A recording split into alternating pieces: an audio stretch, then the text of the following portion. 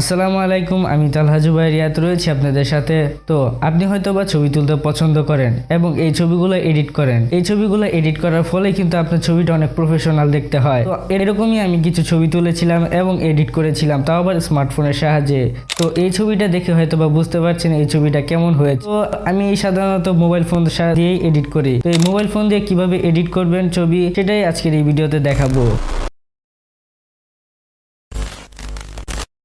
তো আমি সাধারণত এডিট করে থাকি লাইটরুমের সাহায্যে, তবে আমি এই ছবিটি এডিট করেছিলাম স্ন্যাপশিটের সাহায্যে। তো এই ছবিটি আমি স্ন্যাপশিট দিয়ে কিভাবে এডিট করলাম সেটাই দেখাচ্ছি। তো আপনাদের সর্বপ্রথম স্ন্যাপশিটটি ইনস্টল করতে হবে এন্ড দেন আমি মোবাইল স্ক্রিনে গিয়ে আপনাদেরকে এডিট করাটা দেখাচ্ছি। তো আমাদের প্লে স্টোর থেকে স্ন্যাপশিট মোবাইল অ্যাপ্লিকেশনটি ইনস্টল করতে হবে।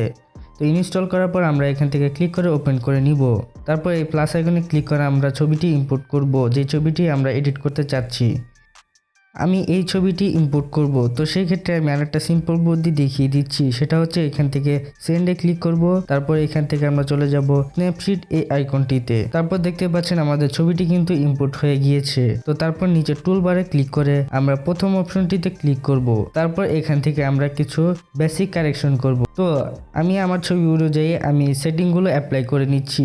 ব্রাইটনেস দিব 12, কন্ট্রাস্ট দিব +6, স্যাচুরেশন দিব 78 বা 75 এর মতো। এই এমবিয়েন্সটা রাখবো আমরা 57 পর্যন্ত। তারপর হাইলাইটস একটু ডিক্রিজ করে দিব 20 পর্যন্ত আমরা হাইলাইটস রাখবো। তারপর আমরা শ্যাডোটাকে হালকা একটু ইনক্রিজ বা ডিক্রিজ করে দেখবো। শ্যাডোটাকে করে দিব +6।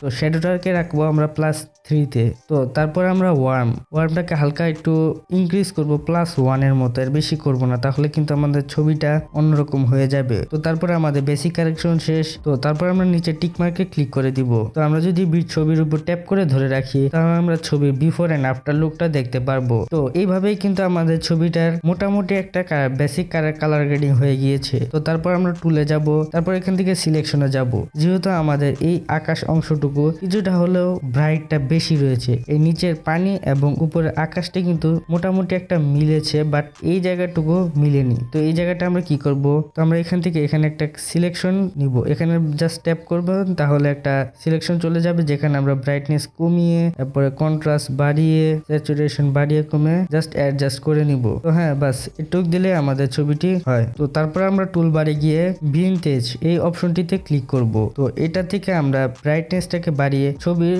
সাবজেক্টটাকে ফোকাস করে সাবজেক্টটা ব্রাইট থাকবে এবং চতুর্থ সাইডে একটা ব্ল্যাক কালারের শ্যাডো থাকবে এই ভিনটেজ ইউজ করে। তো বাস আমাদের ছবিটি এডিট করা কমপ্লিট হয়ে গিয়েছে। তো আমরা যে ছবিটি এডিট করেছিলাম সেই ছবিটি কিন্তু দেখতে পারবো এখানে একটা সূর্য রয়েছে। তো এই সূর্যটা কিভাবে বসিয়েছি, তো ছবিতে একটা সূর্য অ্যাড করার জন্য আমরা এখান থেকে তুলে যাব। তারপর এখানে দেখতে পারবো ডাবল এক্সপোজ এই অপশনটিতে ক্লিক করব। তারপর এখান থেকে নিচে প্লাস আইকনে ক্লিক করে তারপর আমাদের ভিডিও ডেসক্রিপশন বক্সে এই সূর্যটার লিঙ্ক পেয়ে যাবেন, সেখান থেকে ডাউনলোড করে নিবেন। তারপর এখান থেকে আমরা জাস্ট অ্যাডে ক্লিক করব। তারপর এখান থেকে কিছুটা অপাসিটি কমিয়ে বাড়িয়ে দেখব। তো তারপর জাস্ট আমরা এখানে বসিয়ে দিব, একটু অপাসিটিটা কমিয়ে অ্যাডজাস্ট করে জাস্ট বসিয়ে দিব। তারপর এখান থেকে টিক মার্কে ক্লিক করব। তো বাস আমাদের ছবিটি এডিট করা শেষ। তো ছবিটি এক্সপোর্ট করার জন্য আমরা এখান থেকে নিচে এক্সপোর্টে ক্লিক করব। তারপর এখান থেকে সেভ। তো বাস আমাদের ছবিটি সেভ হয়ে যাবে। অসংখ্য ধন্যবাদ সবাইকে যারা এই ভিডিওটি শেষ অবধি দেখেছেন। যারা এই চ্যানেলে নতুন, এখনই সাবস্ক্রাইব করে পাশে থাকা বেল আইকনটি অন করুন। তো দেখা হচ্ছে নেক্সট ভিডিওতে।